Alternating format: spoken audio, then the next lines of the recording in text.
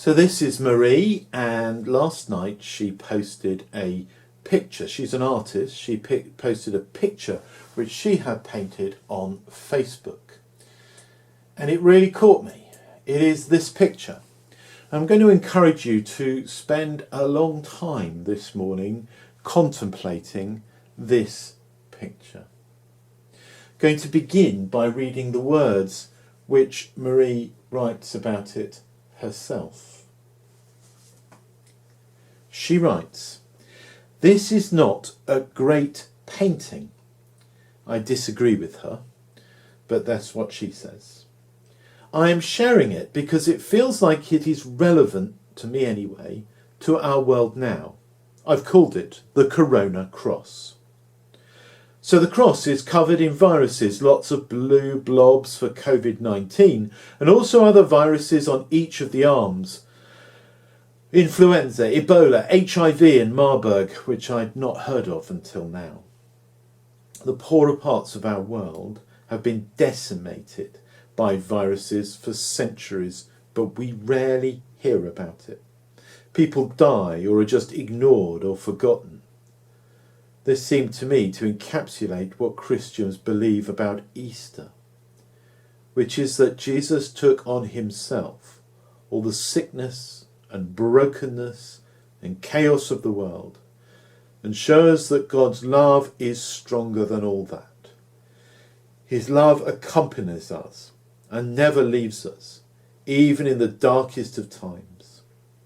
In this image there's also a hint of a path. The lights are green going off to the left, indicating that Jesus is on the right path and that his pain is not the destination, but a dark valley to be journeyed through, and that there will be new hope and light beyond it. This is indicated by the lighter blues to the top left also.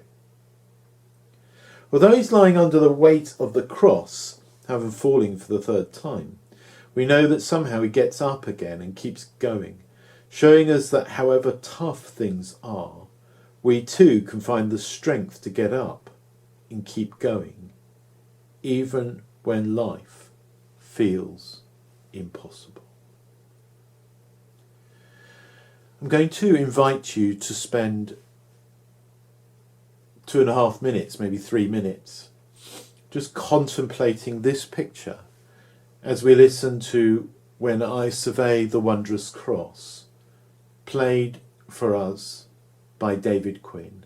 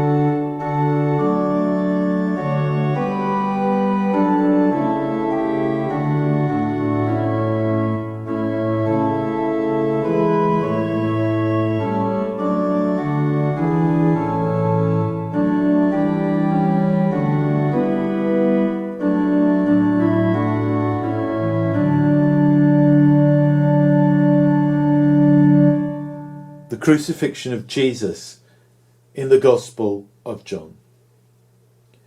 So the soldiers took charge of Jesus, carrying his own cross. He went out to the place of the skull, which in Aramaic is called Golgotha. There they crucified him, with two others, one on each side, Jesus in the middle. Pilate had prepared a notice and fastened it to the cross. It read, "Jesus of Nazareth, the King of the Jews." Many of the Jews read the sign. For the place where Jesus was crucified was near the city, and the sign was written in Aramaic, Latin, and Greek. The chief priests of the Jews protested to Pilate, "Do not write the King of the Jews, but that this man claimed to be the King of the Jews." Pilate answered, "I have written what I have written." When the soldiers crucified Jesus, they took his clothes, dividing them into 4 shares, one for each of them, with the undergarment remaining. This garment was seamless, woven in one piece from top to bottom. "Let's not tear it," they said to one another. "Let's decide by lot who will get it." This happened that the scripture might be fulfilled, that said, "They divided my clothes among them and cast lots for my garment." So this is what the soldiers did. Near the cross of Jesus there stood his mother's sister, Mary the wife of Cleopas, and Mary Magdalene. When Jesus saw his mother there, the disciple who he loved standing nearby, he said to her, "Woman, where is your son? Here is your son." And to the disciple, "Here is your mother." From that time on, this disciple took her into his home. The death of Jesus. Later, knowing that everything had now been finished so that scripture would be fulfilled, Jesus said, "I'm thirsty." A jar of wine vinegar was there. They soaked a sponge in it, put the sponge on the stalk of a hyssop plant, lifted it to Jesus' lips. When he'd received the drink, Jesus said, "It is finished." With that, he bowed his head and gave up his spirit. Now it was the day of preparation, and the next day was to be a special Sabbath, because the Jewish leaders did not want the bodies left on the crosses during the Sabbath. They asked Pilate to have the legs broken and the bodies taken down. The soldiers therefore came and broke the legs of the first man who had been crucified with Jesus, and then those of the other. But when they came to Jesus and found that he was already dead, they did not break his legs.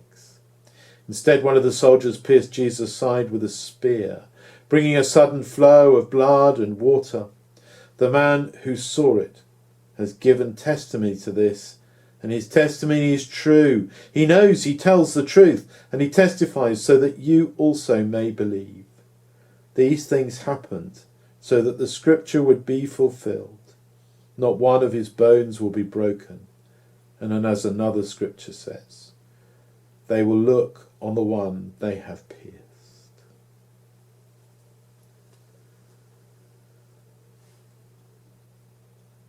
Please now take a minute's silence to contemplate the death of Jesus, while again concentrating on this picture.